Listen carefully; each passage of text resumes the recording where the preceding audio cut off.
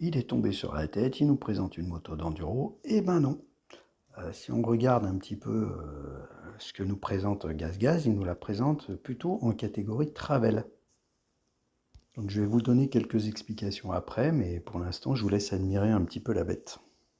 Alors c'est très très haut, hein, je mesure 1,76 m et je touche à peine le bout du pied par terre. Par contre, elle est d'un effet, c'est juste incroyable, hein. Vous baladez avec, tout le monde vous salue, en plus avec sa couleur rouge là.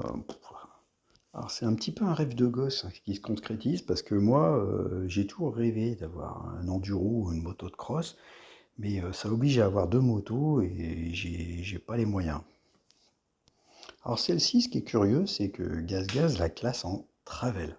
Alors c'est une moto tout à fait homologuée pour la route. Comme vous pouvez le voir, les pneus sont des pneus plutôt type off-road. Et oui, elle est classée dans travel, alors voyage. Qu'est-ce qu'on peut entendre par voyage? Peut-être la polyvalence, je ne sais pas. En tout cas, ils n'en font pas particulièrement la pub, hein, sur le site internet, hein. Si jamais vous regardez la première page du site internet, vous allez voir les two-stroke, les four-stroke. Donc ça, c'est les motos de cross 2 temps ou 4 temps. Et vous allez voir les motos enduro, mais celle-ci, la ES700, ne fait pas partie des motos enduro. Il faut aller la chercher dans le menu en haut à droite du site et elle est classée dans Travel. Alors bon, c'est peut-être sous-entendu que vous pouvez utiliser cette moto un petit peu tous les jours pour aller vous balader, enfin pour prendre la route en tout cas, et puis en même temps pour faire du off-road. Surtout qu'elle est très bien équipée, elle est équipée du moteur de la 690, hein. Donc un excellent moulin, elle fait un très très joli bruit, vous allez voir un petit peu quand on va faire un essai. Alors elle fait 74 chevaux quand même, hein, elle est bourrée de couple à bas régime, ça se sent vraiment bien. On est sur 73,5 Nm à 6500 tours. Donc ça patate bien, hein. Alors le design est plutôt flatteur, hein. Le cadre a été soudé au robot, hein, pour diminuer les soudures et diminuer le poids de la moto, hein. Alors là, vous avez un bras oscillant qui a été moulé sous pression. Une belle pièce, hein, d'orfèvrerie, hein. Vous avez une fourche avant WP, des freins Brembo.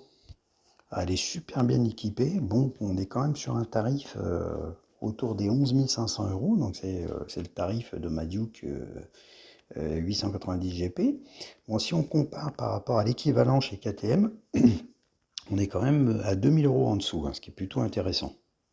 Bon, les intervalles de révision, ce qui est plutôt intéressant, c'est qu'on est sur les intervalles de révision d'une Duke 690, hein, donc je les connais, hein. Donc c'est tous les 10 000 km pour ce monocylindre. On est plutôt sur 200-250 € sur la première révision. Après, sur les 20 000 km, là on a le jeu aux soupapes, on monte entre 500 et 600 €. Alors pourquoi les classer dans Travel aussi? Ils nous disent que le réservoir est plutôt grand, donc ça autorise une belle autonomie puisqu'on est à 13,5 litres. Et puis bon, à conduire, c'est vraiment un vélo. Bon, 13,5 litres d'autonomie, on peut espérer quand même, vu les consommations très contenues de KTM, je pense que on peut faire largement 300 km, voire plus. Donc là, bon, of course, on va être obligé de faire un essai off-road, hein. On va faire un essai off-road et puis un essai sur la route. Surtout off-road, on va essayer de faire un bon essai off-road. Parce que vu l'engin, là, on va pas y couper. Alors le tableau de bord est plutôt minimaliste, hein. Alors un tableau de bord à l'enduro, après on peut tout à fait mettre un écran ou un téléphone dans le système là que vous voyez, ou alors les petits écrans qu'on trouve sur AliExpress. Comme ça on a l'Apple CarPlay ou alors l'Android CarPlay, et ça nous fait un tableau de bord assez sympa. Alors le seul bémol, c'est qu'elle n'est pas équipée d'une jauge à essence.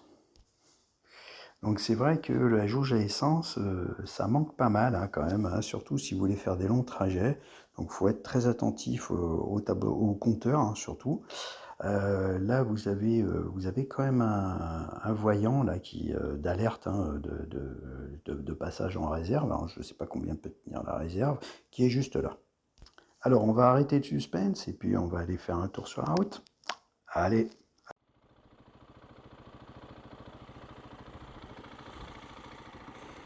Allez, petite séance d'off-road. On va prendre des bons petits chemins, on va voir ce qu'elle donne.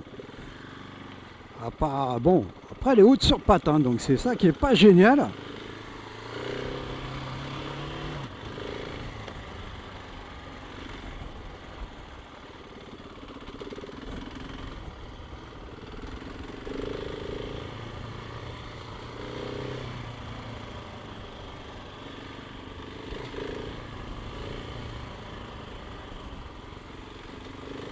Après, c'est une moto qui est pas légère, hein, donc...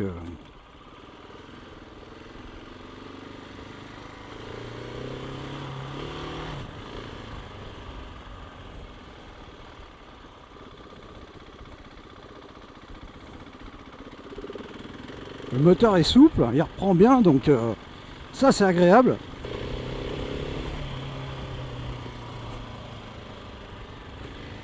Ça suspend bien, c'est bien. Petit trou, hop.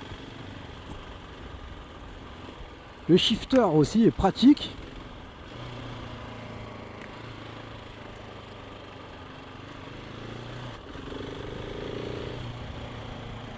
Allez, on va faire une bonne petite séance.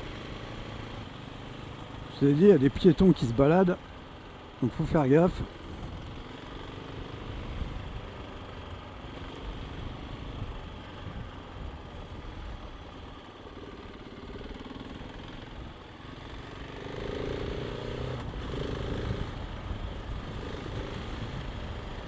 Alors, en tout cas, c'est mieux qu'un trail quand même, c'est plus léger.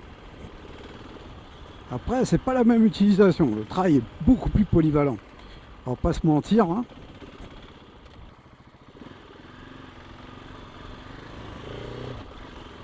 Ils ont pas taillé les herbes là. On va changer d'endroit parce que... Ah ouais, vous pouvez changer d'endroit tranquille, hein. C'est pas...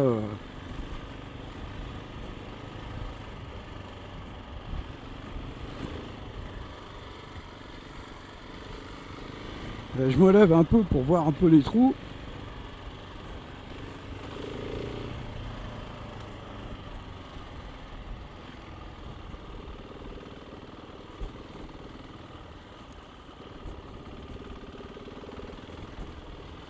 Il y avait un peu de boue là.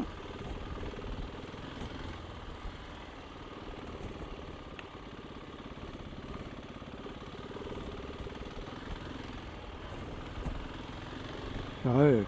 C'est mieux qu'un trail hein, quand même, hein. Ça passe mieux. Hein. Il n'y a pas photo.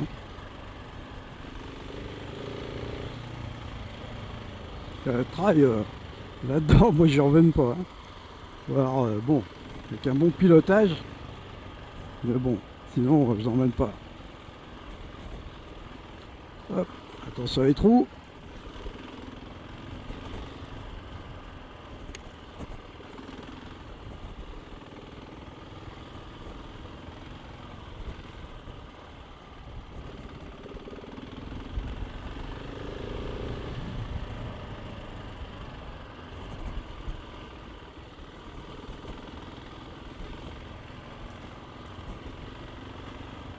Faut être bien équipé quand même. J'ai le pantalon qui va bien, j'ai tout.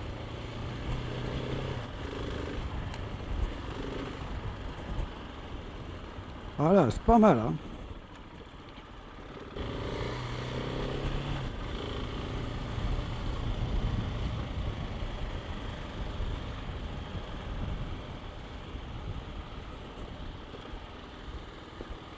Allez, on y va.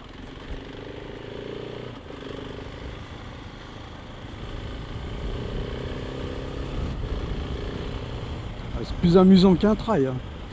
Je suis en plus léger. Alors bon, ça n'a rien à voir. Après, par rapport à un enduro, je suis pas certain que fasse ça pour...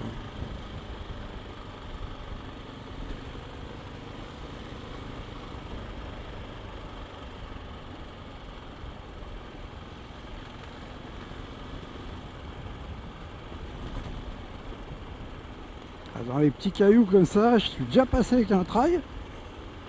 Ça tient bien le trail. Celle-là, elle est haute sur pattes. On se sent moins stable qu'avec un trail. Hein. Ça se dandine à droite, à gauche avec les cailloux. Wow. Voilà. Ça se dandine un peu.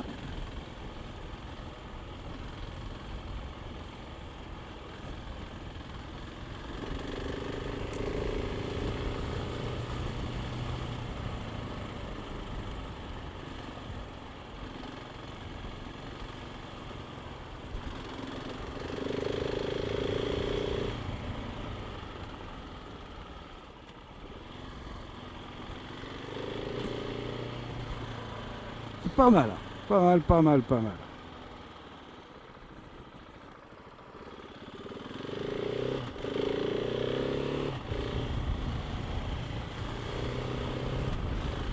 Ah, c'est vrai que je vois pas trop l'intérêt quand même. Un trail c'est quand même c'est quand même polyvalent. Ça vous obligera quand même à avoir une deuxième bécane si vous voulez faire un peu de route. Donc l'option travel c'est vraiment voilà, vous embarquez votre moto avec vous dans le désert, je sais pas, peut-être, ou alors vous allez vraiment faire de l'off-road longs trajets en off-road.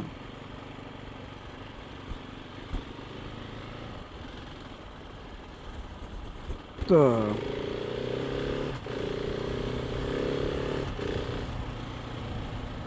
concept, pour moi, il est pas franchement abouti. Allez, on va partir sur un essai routier. Allez, petit essai routier maintenant. Bon, l'essai routier, je vais le faire assez court, hein, parce que bon, il n'est pas d'un grand intérêt pour une moto comme ça. Vous verrez mes conclusions, je vais vous les donner justement à la fin de cet essai. Comme ça, je vais vous dire un petit peu ce que je pense de cette moto. Parce que j'ai déjà roulé un peu avec. Je vais vous dire ce que je pense de cette moto en off-road, en on-road, un petit peu sur sa globalité, hein. Là, en tout cas, ce que je peux vous dire sur l'essai routier, c'est pas dégueulasse, hein. Ça va, hein. Franchement, elle roule bien. Bon, après, comme je vous ai dit, ça n'a pas grand intérêt, si ce n'est que de rejoindre des chemins ou alors d'aller dans un pays lointain. Mais bon, elle n'a pas de bagagerie, alors c'est un peu compliqué. Voilà, en plus, il n'y a rien pour fixer les bagages, ou alors faut mettre des sacoches cavalières. Voilà, c'est un peu compliqué. Bon, c'est comme ça, c'est plutôt la moto fun, hein, par excellence. Vous voyez, mais elle a un comportement tout à fait sain, hein. Je suis les voitures, je suis à 80, j'angle. Bon, après, elle va très bien, hein. Bon, par contre, avec les pneus qu'il y a, faut pas espérer avoir des bonnes distances de freinage, hein, parce que là, sous la pluie, les distances de freinage vont être allongées. Voilà, la stabilité de la moto, c'est pareil, c'est pas génial. Bon, c'est toujours pareil, hein. Bon, ça reste, c'est une moto qui est faite pour rouler sur la route occasionnellement. Mais vous voyez, mais elle a un très bon comportement. On va même voir un peu, on va même faire un petit bout d'autoroute. Parce que là, il faut que je ramène la moto. Donc en même temps, justement, je vais vous... sur l'autoroute, je vais vous livrer mon opinion. Et en même temps, faire cette petite conclusion. Mais vous voyez, elle a un comportement tout à fait sain, hein. Bon, je roule pas foufou, mais je peux y aller, hein, quand même, hein. Et elle est pas désagréable. À part les vibrations, bon, quand on arrive à 90-100, on commence à avoir des vibrations dessus qui sont, on va pas dire pénibles, mais qui sont bien présentes. D'ailleurs, on le voit au rétroviseur, comme les rétroviseurs deviennent tout flous. Alors voilà, bon.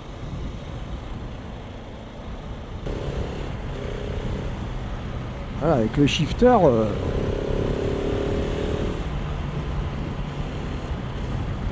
c'est une moto, vous voyez, elle répond très bien. Et sur l'autoroute, vous pouvez rouler, hein. Ça va, hein, franchement, bon, à part la prise au vent. Et sinon, si vous avez un bout d'autoroute à faire, vous voyez, elle est tout à fait capable de le faire, ce bout d'autoroute.